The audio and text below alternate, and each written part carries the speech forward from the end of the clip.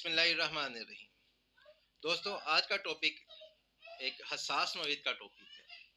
यानी अगर कोई पुलिस ऑफिशियल, कोई एक ऑफिशियल, वो किसी भी इदारे का ऑफिशियल, सरकारी इदारे का ऑफिशियल सर्च वारंट लेकर देन क्या होगा, तब आपको क्या करना चाहिए। ऐसी सूरत हाल में अगर कोई भी पुलिस ऑफिशियल या कोई भी सरकारी ऑफिसर वारंट लेकर आता है तो सबसे पहले आपने ताउन करना है।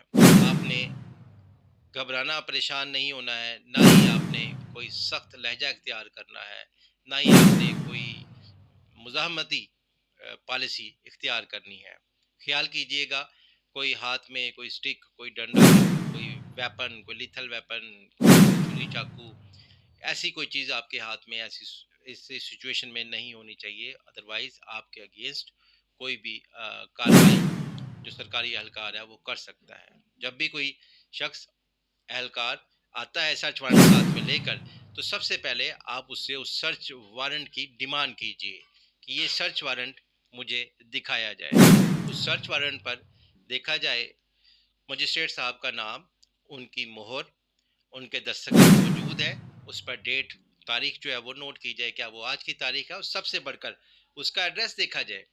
क्या ये वारंट जिस जगह पर एग्जीक्यूट करने के लिए ये एहलकार आए हैं, ये जगह वही है जिसमें वारंट का जिक्र किया गया है, ये आपके नाम भी है या आपके नाम नहीं है।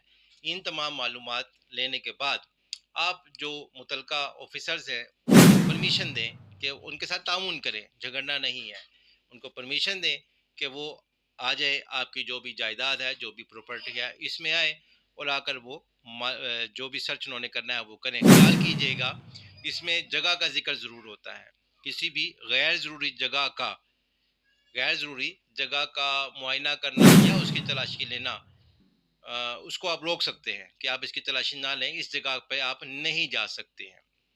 इसके बाद में वारंट की हदूद पर हमें स्पेशली तवज्जो देनी चाहिए और जो गैर मुतलका जगह या चीज़ जो है उसको हमें तलाश करने नहीं देना चाहिए। थोड़ा सब्र से और बर्दाश्त से और हिम्मत से जो है वो काम लेना चाहिए। इसके अलावा जो गैर मुतलका अफराद हैं, आप उनको रोक सकते हैं कि वो आपकी प्रीमिसिस में दाखिल ना हो। बात तो होता है अपोजिट जो उनका कंपटीटर था उसने छापा डलवाया और सर्च वारंट और वगैरह वगैरह इस किस्म की चीज़ें। सो ऐसा इशू आप जो गैर मुतलका जो अफराद हैं आप उनको अंदर आने से रोक सकते हैं कि सिर्फ वही तलाशी ले सकता है जो तलाशी लेने का मजाज है। जब ये तलाशी वाले मामला शुरू हो जाए तो during the pendency of that time, इस वक्त गवाहान आपने अपने मौजूद रखने हैं। इस गवाहान की मौजूदगी में, हमारे इन गवाहान की मौजूदगी में ये तमाम मामला हुआ और रिकॉर्डिंग करें तमाम चीज़ों की। और आप जो अगर ये रिकॉर्डिंग कर रहे हैं तो आप इनकी रिकॉर्डिंग इनसे तलब भी कर सकते हैं। इसके अलावा घर में जितनी ये सामान ये ले रहे हैं, ये इकट्ठा कर रहे हैं, ये कुछ चीज़ घर में है जो आपकी प्रॉपर्टी में है, जो दुकान में है, आपके कारखाने में है, फैक्ट्री में है, जो ये चीज़ें ले रहे हैं, इन तमाम चीज़ों की एक लिस्ट बनती है, फहरिस्त बनती है। उस लिस्ट और उस फहरिस्त जो रिकवरी मेमो है, उस फहरिस्त की आप एक कॉपी इनसे डिमांड करें। ये मजाज हैं, ये पाबंद हैं कि आपको इसकी एक कॉपी फराहम करें। इसकी कॉपी जब आपको मिलेगी तो वो आपके लिए बहुत ज़्यादा फ़ायदेमंद और सूरतमंद साबित होगी। ऐसा कॉपी की डिमांड करने की जो ये लॉ है, ये आपको सीआरपीसी में भी यही कहता है, हमारा सीआरपीसी, कि आपको इस चीज़ों की कॉपी फराहम की जाएगी। अगर आपको ये कॉपी नहीं देते हैं तब भी घबराने की ज़रूरत नहीं है, लड़ना या परेशान नहीं होना है, कोर्ट में आपको ये चीज़ फ़ायदा देगी। जितनी ज़ब्तशुदा चीज़ें हैं इनकी रसीद और इन्वेंट्री, इसका जितना भी रिकवरी मेमो बनता है वो सारा का सारा आपके पास होना चाहिए और ये आपको देने के पाबंद हैं। ऑडियो वीडियो रिकॉर्डिंग बनाएं, अगर ये किसी चीज़ को देने से इनकार करते हैं तो वो आपके काम आएगी। बहुत सुकून के साथ और हौसले के साथ एक महज़िब शहरी होने का सबूत देना चाहिए।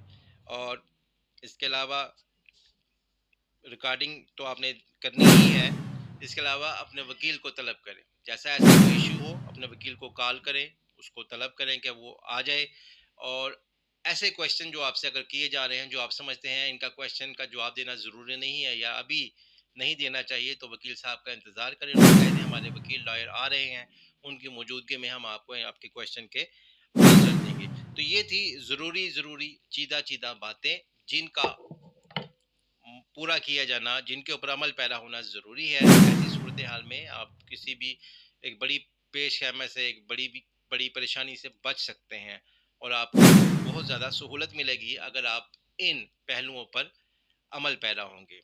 इसी तरह से जो दूसरी पार्टी है, जब आप उसको ये कानूनी लैंग्वेज और अपने वकील को बुलाएंगे और ये कानूनी तरीक़ेकार से चीज़ों को लेकर चलेंगे, तो जो आने वाला शख्स है, जो आने वाला इदारा है, उसको भी मालूमात होगी कि ये शख्स ऐसे नहीं, इसको तमाम कानून का ला का इल्म है। अगर हमने इसके साथ कुछ गैर कानूनी हरकत या मामलात किए, तो हमारे लिए भी फिर मुनासिब मामलात नहीं होंगे। दोस्तों, ये था आज का टॉपिक। मज़ीद कानूनी मालूमात और टॉपिक और की रहनुमाई हासिल करने के लिए शेख शेख यूट्यूब चैनल को सब्सक्राइब कीजिए। सब्सक्राइब करना ना भूलिएगा। काइंडली बेल आइकन को प्रेस कीजिए ताकि जितनी लेटेस्ट इन्फॉर्मेशन है, जो लेटेस्ट लॉ की बातें हैं, वो आप तक पहुंचती रहे। आज के लिए इतना ही। फिर अच्छे टॉपिक के साथ हाजिर खिदमत होऊंगा। अल्लाह हाफिज़।